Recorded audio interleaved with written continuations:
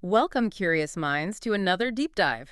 Today, we're tackling a topic that sounds pretty technical, maybe a bit intense, but it's absolutely crucial if you're flying instruments. Definitely. We're talking approach minima and terrain awareness, and we're looking at this through the lens of the EASA Basic Instrument Rating. That's right. And our goal today, really, is to unpack what this stuff actually means. Not just for the exam, Right. but for when you're actually up there, maybe in a Cessna or similar, trying to land when you can barely see a thing. It's all about precision, knowing exactly where you are. Okay, let's jump right in. Approach minima. What are we actually talking about here? Why do they matter so much? Okay, so at its heart, approach minima.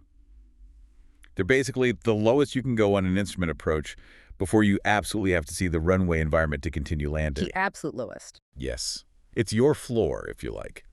And they're determined by, well, a mix of things. Obstacle clearance is a big one, navigation system performance, and what your aircraft can actually do. And maybe we can break down a couple of key terms that pilots hear a lot. Good idea. First up, minimum sector altitude, MSA. You see it on the charts. It gives you at least 1,000 feet of obstacle clearance, usually within about 25 nautical miles of a specific point, like an evade. Okay, 1,000 feet, 25 miles. Sounds useful. It is, but here's the thing. What this means in the cockpit is that you should not be using MSA for routine descent on an approach.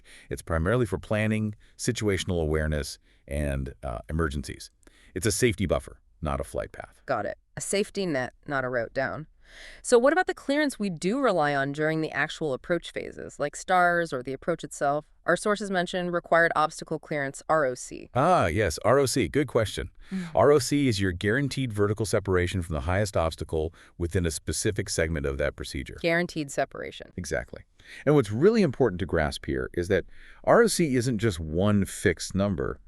It actually changes depending on where you are in the procedure, the initial segment, intermediate, final, and the terrain underneath you. It's dynamic, not static. You have to be aware of how it applies right now. Precisely. It requires you to constantly adapt. Okay, so let's say we're established on the final approach segment.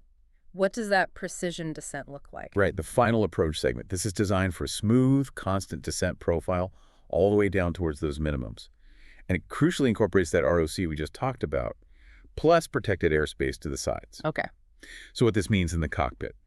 Flying a stable approach is everything here, especially when visibility is low. Rate of descent, airspeed, configuration, keep it steady. Examiners look for this, sure, but honestly, in flight, stability is your lifeline. Absolutely critical. Now, let's talk about a really practical safety point, cold weather. Our sources highlight cold temperature corrections. Why is this so vital?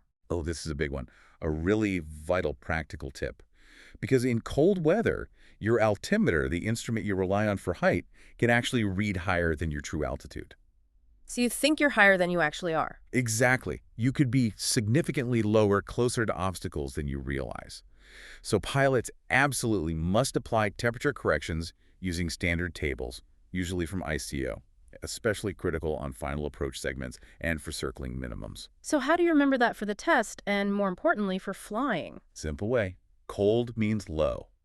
You might be lower than indicated, so you have to compensate upwards with the corrections. Cold means low. Compensate. Got it. Yep. What about technology helping us out here? The sources mention TAWS terrain awareness and warning systems. Right, TAWS. Now, it's not mandatory for every single aircraft operating under a BIR, but it's a massive safety boost if you have it. How does it help? It essentially gives you alerts, visual and oral, if you're getting too close to terrain or obstacles. It provides real-time awareness. It's a huge help during approaches departures, especially in marginal weather or near tricky terrain. So what examiners expect versus what matters in flight? Well, examiners want you to know what TAWS is and its basic function. But in the real world, if you have it, it's like having a silent guardian constantly watching out for terrain threats. It can be a lifesaver. Okay, and that brings us to the moment of truth, doesn't it? Descending below the minimum descent altitude, MDA, or the decision altitude. Okay. When can you actually make that final descent to land? This is the critical decision point. Yeah. You can only descend below MDA or DA when you have positively established the required visual reference with the runway environment.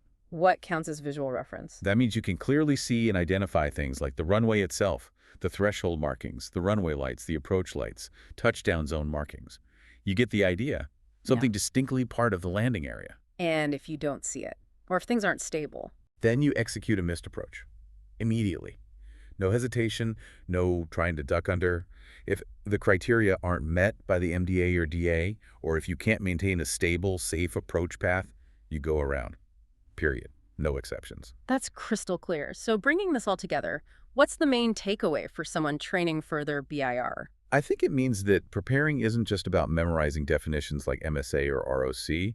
It's about understanding how these minima, these clearances, these awareness tools like TAWS and temperature corrections all work together in the real world. It's about connecting the theory to the practice. Exactly. It's about building that robust mental model of the environment around you, even when you can't see out the window. That's the difference between just knowing the rules and truly mastering safe instrument flight. Building that mental picture to navigate safely when you're literally landing in the invisible. Well, thank you for joining us on this deep dive. We really hope this helps you not just with any exams, but ultimately helps you fly safer out there.